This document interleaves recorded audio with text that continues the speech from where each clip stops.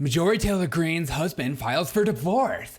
I knew it. How could he live with her? Ugh, disgusting. TMZ was reporting just after a month before midterm elections. Ugh, good for him. He needs to leave her. She is disgusting. Republican Congresswoman Marjorie Taylor Greene's husband has filed for divorce. In court documents first reported by TMZ's Perry Green, thank God for him, calls the marriage irretrievably broken. Irretrievably broken. Says the couple has already been separated for some time. How come we didn't know? Marjorie, tell us.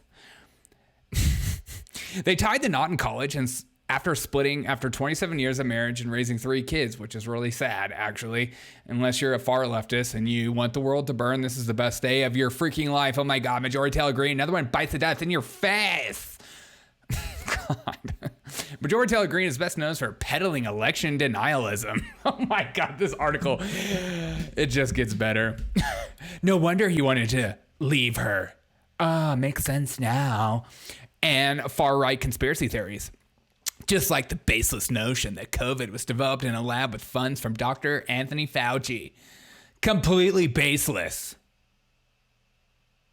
The Congresswoman's campaign to spread Christian nationalism values is at odds with a high-profile divorce. That's right. Oh, what a hypocrite. Oh, my God. How could you go for divorce if you're about Christian nationalism? Especially at a time when she's fighting for re-election in Georgia's against Democrat Marcus Flowers. The internet has responded with little sympathy, of course, because everyone on the internet is a complete including myself. And in corporate media, this idea that the internet is less civil than corporate media just doesn't use curse words. That's the only difference. The internet has responded with little sympathy. Marjorie Taylor Greene, who stalked Parkland shooting survivors, would like the media to respect her privacy during this difficult time, but we're not going to give her any privacy. In fact, go to her home, follow her. God, these people are nuts, dude. God. Read one tweet, but in the press, she and Perry are playing nice. Both have released amicable statements reasserting their family values. Marjorie has been my best friend for 29 years. Yeah, right. And she has been an amazing mom. Yeah, right. She's probably the worst mom ever. Perry said in a statement to The Hill, as we go on different paths, we will continue to focus on our 3 incredible kids and their future endeavors and friendship.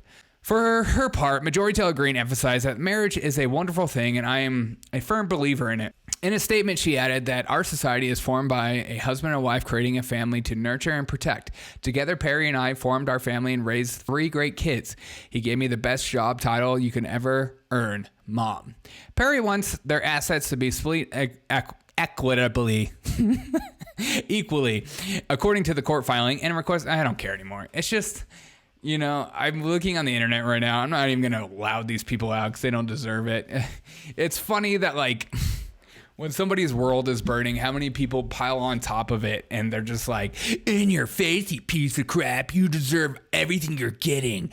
I mean, look at her. She just, like, fills me with so much anxiety. Will we ever get to the point in politics where we just argue and talk about people's stances on things rather than their personal defects or their personal matters? I swear on my life, 99% of the comments I get from the left, from liberals, or people that disagree with me is just attacking me and what I look like, what I stand for, calling me an idiot, douche, and all that kind of, like, I could just go racist, trans. I mean, there are so many words you could label me as. And instead of actually arguing with the points, as Biden said in the interview of 60 Minutes, it seems like politics is more about attacking the person rather than what they believe in and going and challenging them and having conversation. Well, it's funny, it's ironic coming from a person like him and things that have come out of his mouth hole during this time as president. But I digress. My point to my channel is to try to stay away from personal matter and things that don't hold weight. That's the same reason why I don't do like libs of TikTok videos on my podcast, because I don't know if somebody's having a mental breakdown and they decided to put it on the internet because we are of the internet age and we want everyone to know what's going on in our lives at all times. So I refuse to highlight some of the crazies in videos, or like are people that are having a meltdown in Walmart or something like that. Like, I know it's funny, it gets clicks, and it creates, this like over emotional kind of porn of just like, yeah, it feels good, let's keep watching it, I want another one, let's make fun of another person. But it's the same thing as bullying tactics, and it's just not something I do. I'm not saying that you shouldn't do that. I'm just saying this is not what I think is going to help you and me build a community or seem reasonable human beings if we just make fun of people that are having mental breakdowns or people that have marriages that are falling apart. This is not my stance. I would never. It's the same thing where I'm not like constantly making fun of Hunter Biden. When I talk about Hunter Biden and the Biden family, I'm talking about their business dealings. I'm not talking about his drug abuse. Because as somebody that knows addiction very well, I know that that's not a subject to mock or make fun of or laugh at, because the likelihood that you or someone near you knows somebody who's heavily addicted to drugs is very, very high. So the point in doing that would be stupid and irresponsible and mean and rude. So it's the same reason why I don't care when someone, like, I don't care to go into a personal life or a personal matter.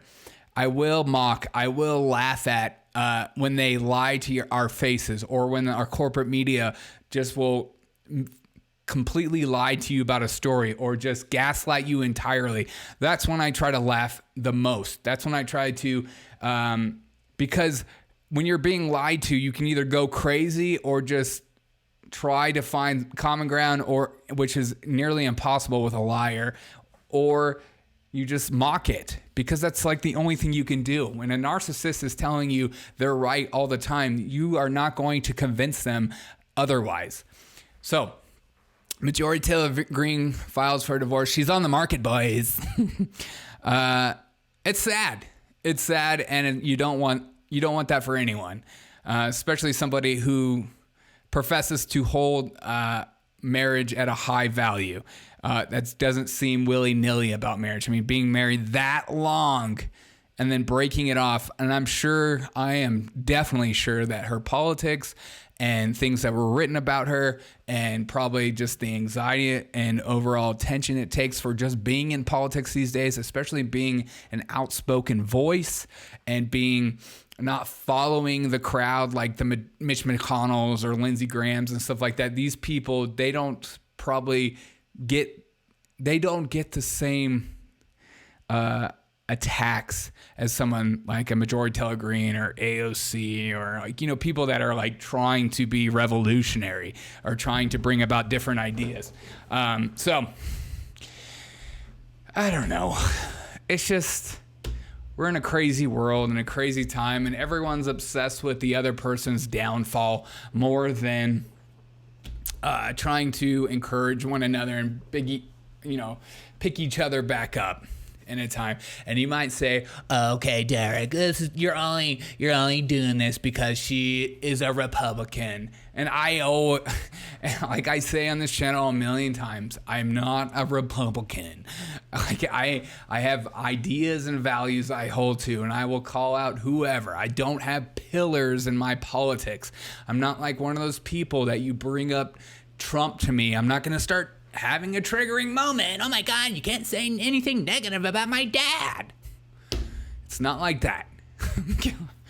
When I go after somebody, I attack their ideas, or I attack the corporate media that tries to excuse things like Joe Biden's speech impediment when it's clearly not a speech impediment. It's the same thing with John Fetterman. This is not a speech impediment. So when I mock or I joke things, I'm making fun of corporate media, people that are lying to you. And here's another perfect example. is that they jumped on this opportunity to make it all about themselves and a celebratory moment of someone's life falling apart. Have a great day. And as always, I'll catch you on the next episode of the Derek O'Shea Show. Am I inconsistent? Am I not perfect? Absolutely. Don't follow me for perfection because you won't find it here. I am a flawed human being, and I'm trying to figure out what's going on in the world just like you. Have a great day. And as always, I'll catch you on the next episode of the Derek O'Shea Show.